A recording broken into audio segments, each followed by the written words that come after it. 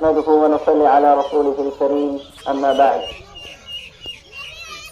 قال الله تبارك وتعالى في كتابه العزيز: أعوذ بالله من الشيطان الرجيم، بسم الله الرحمن الرحيم، فمن زحزح عن النار وأدخل الجنة فقد فاز.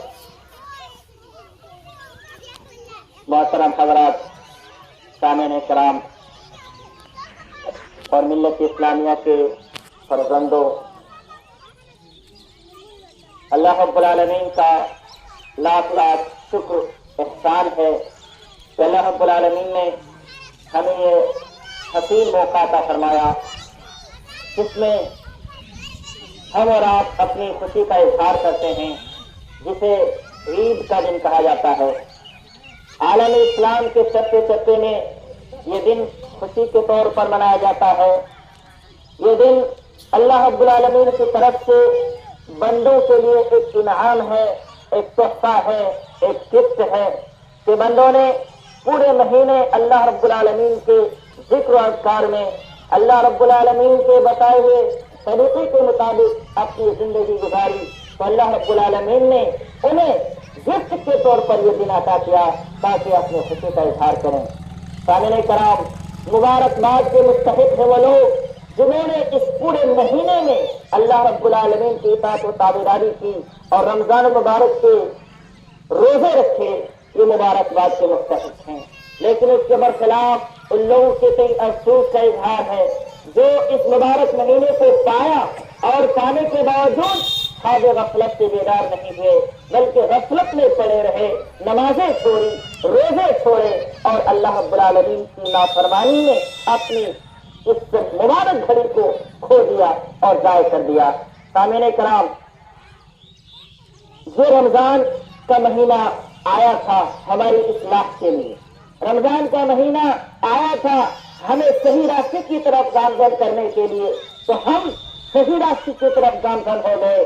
ہم اللہ رب العالمین کے بتائے ہوئے طریقے کے مطابق زندگی گزاری اور ایک راہ راست پر ہم نے قدم رکھ کر یہ ثابت کیا کہ اب ہم صحیح راستے پر چلیں گے۔ اللہ رب العالمین سے وعدہ لے لیا۔ سامعین کرام، اللہ رب العالمین سے ہم نے وعدہ لیا، اب وعدہ پر کتنے دن قائم رہنا ہے یہ ہم اور آپ بتائیں گے۔ ہم نے یہ وعدہ لیا کہ نماز پڑھیں گے، ہم نے یہ وعدہ کیا قرآن کی تلاوت کریں گے، ہم نے یہ وعدہ کیا کہ اپنی زندگی کو، پوری زندگی کو اللہ رب العالمین کے بتائے ہوئے طریقے کے مطابق زندگی گزاریں گے۔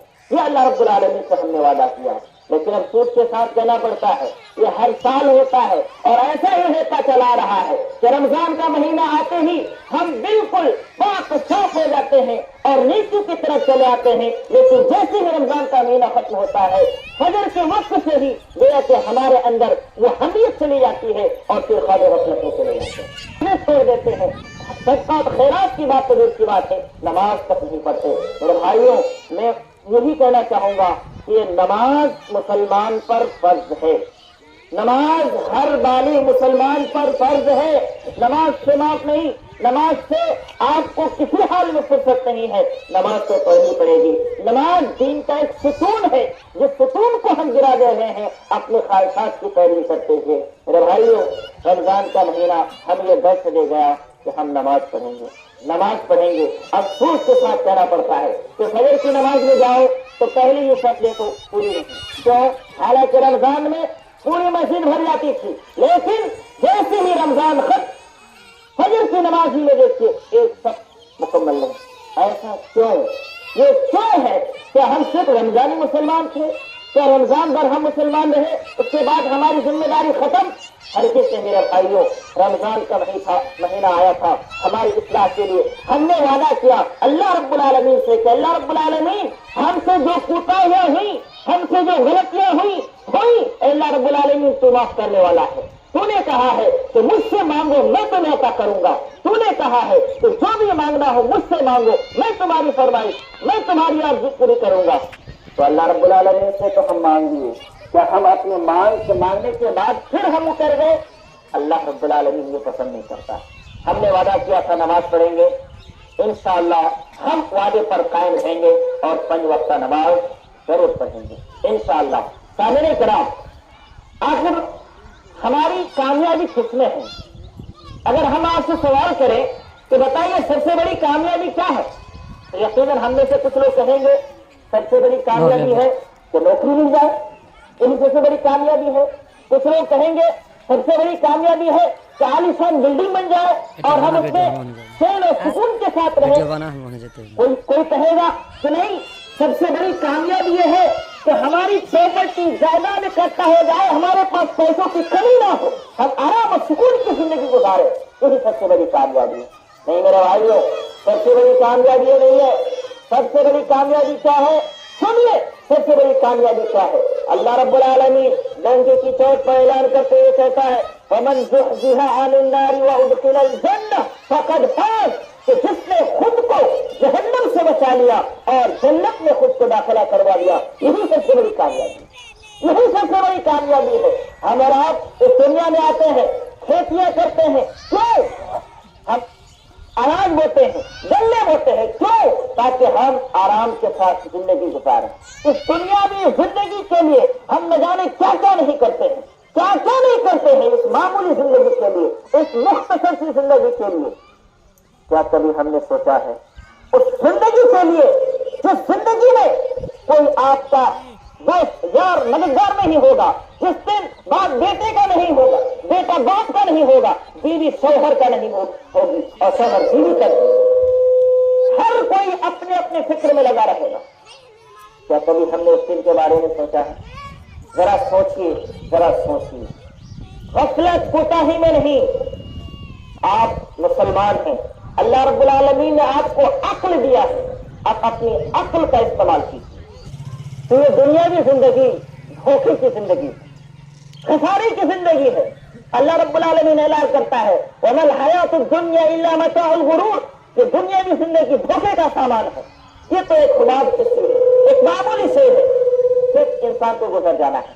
تو ہمیں آخرت کی تیاری کرنی ہے، ہمیں آخرت کے بارے میں سوچنا ہے۔ آخرت کے لیے کس نے سوچا ہے؟ یقیناً ہم نے نہیں سوچا۔ ہمارا حال تو وہی ہے جو مشرکین کا حال تھا، جو مشرکین کفار مکہ کا حال تھا۔ وہ تو اسی دنیا پر بھروسہ کرتے تھے اور اسی دنیا پر بھروسہ کرتے ہوئے وہ کہ ہم اسی دنیا میں لگے رہتے تھے، مگن ہو جاتے تھے، آخرت کے بارے میں نہیں سوچتے تھے۔ کون؟ یہ مشرکین کا طریقہ۔ آج ہم بھی وہی کرتے ہیں۔ یہ الگ بات ہے کہ ہمارا اعتقاد ہے کہ اللہ ایک ہے، ہم اپنی زبان سے اقرار کرتے ہیں کہ اللہ کے علاوہ کوئی معبود نہیں ہے، وہی معبود برحق ہے، لیکن ہم اپنی زبان سے تو اقرار کرتے ہیں، کیا ہم اعضاء و جوارح سے فیصلہ کرتے ہیں کہ نہیں؟ ہر کس سے نماز کس کو پتا نہیں نماز فرض ہے، کس کو پتا نہیں ہے نماز فرض ہے؟ ہر ایک کو پتا ہے نماز فرض ہے، لیکن کتنے لوگ نماز پڑھتے ہیں؟ تو گویا کہ ہم نے اپنی زبان سے تو اقرار کیا لیکن اپنے اعمال سے انکار کیا۔ میرے بھائیو، نماز پڑھی، نماز کے بارے میں سب سے پہلے پوچھا جائے گا کہ تم نے نماز پڑھی تھی کیا نہیں۔ یہ نہیں پوچھا جائے گا تم نے بلڈنگ بنائی تھی کہ نہیں، تم نے روزے رکھے تھے کہ نہیں، تم نے فلاں کام کیا تھا کہ نہیں، تم فلاں کی حق تلفی کی اور تم نے اس سے معافی مانگی تھی کہ نہیں۔ اللہ رب العالمین سب سے پہلے پوچھے گا تو حقوق العباد، حقوق اللہ کے حقوق میں نماز کے بارے میں سب سے پوچھے گا۔ اگر ہم وہاں فیل پڑ گئے تو ہماری زندگی برباد۔ اس لیے اللہ نے ہمیں عقل دی ہے، ہم اپنی عقل کا استعمال کریں۔ المؤمن المرء القیس من دان نفسہ، کہ عقل مند وہ شخص ہے جو اپنے نفس کا محاسبہ کرتا ہے اور ٹھوک ٹھوک کر قدم رکھتا ہے، کہیں ایسا تو نہیں کہ ہم سے چوک ہو جائے، کہیں ایسا تو نہیں کہ ہم سے غلطی ہو جائے اور ہماری زندگی اور عاقبت برباد ہو جائے۔ اس لیے ہم خود کو سنواریں۔ رمضان کا مہینہ آیا تھا ہماری اصلاح کے لیے، اور پھر اللہ نے اگر مقدر میں لکھ رکھا ہے تو یقیناً پھر ہم اس مہینے کو پائیں گے۔ اس لیے ہم اپنے کو سدھاریں، اپنے کو سنواریں، نماز پڑھیں، روزہ حج صدقہ خیرات کرتے رہیں اور ایک مسلمان ہو کر ہم اپنی زندگی گزاریں، مسلمان ہو کر زندگی گزاریں۔ سب سے بڑی کامیابی یہی ہے کہ ہمیں آخرت میں کامیابی مل جائے اور دنیا میں بھی کامیابی ملے۔ دنیا بھی اللہ کے رسول صلی اللہ علیہ وسلم بار بار یہ دعا کرتے تھے ربنا آتنا فی الدنیا حسنہ وفی الآخرۃ حسنہ۔ اللہ کے رسول صلی اللہ علیہ وسلم نے صرف یہ نہیں کہا کہ اللہ رب العالمین تو مجھے آخرت میں اچھا عطا فرما، آخرت میں کامیاب کر دے، نہیں، اللہ رب العالمین نے بھی، اللہ کے رسول صلی اللہ علیہ وسلم نے یہ بھی کہا ربنا آتنا فی الدنیا حسنہ، اللہ رب العالمین تو اس دنیا میں بھی مجھے اچھی چیز عطا فرما اور آخرت میں بھی عطا فرما۔ اس لیے سب سے کامران، سب سے بامراد، سب سے بہترین زندگی یہ ہے کہ ہم اپنے کو دنیا کے ساتھ ساتھ آخرت کی بھی فکر کریں، صرف دنیا ہی میں نہیں بلکہ آخرت کی فکر کریں۔ اور بطور خاص میں یہی کہوں گا کہ آپ نماز پڑھیں، نماز پڑھیں۔ اللہ کے رسول صلی اللہ علیہ وسلم جب اس دنیا سے رخصت ہو رہے تھے تو اللہ کے رسول صلی اللہ علیہ وسلم اپنی امت کو بار بار یہ نصیحت کر رہے تھے الصلاۃ الصلاۃ وما ملکت ایمانکم، اے مسلمانوں سنو سنو، نماز پڑھو نماز پڑھو۔ اللہ کے رسول صلی اللہ علیہ وسلم آخری وقت میں امت کو یہ تعلیم دے رہے ہیں کہ نماز مت چھوڑنا، لیکن کیا ہم نماز چھوڑ رہے ہیں؟ اللہ کے رسول کے فرمان کو ٹھکرا رہے ہیں۔ اس لیے ہم نے وعدہ کیا ہے اللہ رب العالمین سے تو ہم اپنے وعدے پر اٹل رہیں، نماز پڑھیں، دوسروں کو نماز کی تلقین کریں۔ اگر آپ کے گھر میں کوئی نماز نہیں پڑھتا ہے تو آپ اس کو تلقین کریں، ضرور تلقین کریں۔ ہم نماز پڑھیں، دوسروں کو نماز پڑھنے کی تلقین کریں۔ ایک اور چیز بتانا چاہوں گا بطور خاص کہ ہمارے اندر ایک بہت بڑی کمی ہے کہ اگر کوئی کسی کو برائی سے روکتا ہے تو ہم یہ کہتے ہیں کہ ارے تمہارے اندر برائی نہیں کیا، ارے وہ اپنے کو سنا نہیں رہا دوسروں کو روک رہا۔ نہیں، ایک مسلمان کا سیوا یہ نہیں ہے من رأى منكم منكرا فليغيره بيده۔ اللہ کے رسول صلی اللہ علیہ وسلم واضح طور پر فرما رہے ہیں کہ تم میں سے جو شخص برائی کو دیکھے، جو شخص بھی برائی کو دیکھے تو وہ اپنے ہاتھ کا استعمال کرے پہلے۔ لیکن یہاں یہ ہے اگر ہاتھ کا استعمال کریں گے تو کتنا ہوگا، برپا ہوگا، کتنا برپا ہوگا، برائی جنم لے گی۔ تو یہاں ہم اپنے ہاتھ کا استعمال نہیں کریں گے لیکن ہم اپنی زبان کا بھی استعمال کر سکتے ہیں۔ ہم آپ اگر زبان کا بھی استعمال نہیں کر سکتے ہیں تو اپنے دل سے برا سمجھے۔ تو برائی سے روکنا ہر مسلمان کی ذمہ داری ہے، صرف ایک عالم کی ذمہ داری نہیں، صرف ایک مولانا کی ذمہ داری نہیں، صرف ایک مولوی کی ذمہ داری نہیں کہ وہ لوگوں کو برائی سے روکے، لوگوں کو صرف نیکی کا حکم دے۔ نہیں، آپ بھی اس کے ذمہ دار ہیں، آپ مسلمان ہیں اور پھر اللہ رب العالمین کل قیامت کے دن پوچھے گا تیرا پھلا پڑوسی نماز نہیں پڑھتا تھا کیا تم نے اسے کہا تھا نماز پڑھنے کے لیے نہیں؟ تیرا پھلا پڑوسی سود کھاتا تھا کہ تم نے کبھی اس کو سود سے منع کیا تھا کہ نہیں؟ اللہ رب العالمین آپ سے پوچھے تو اس وقت ہم کیا جواب دیں؟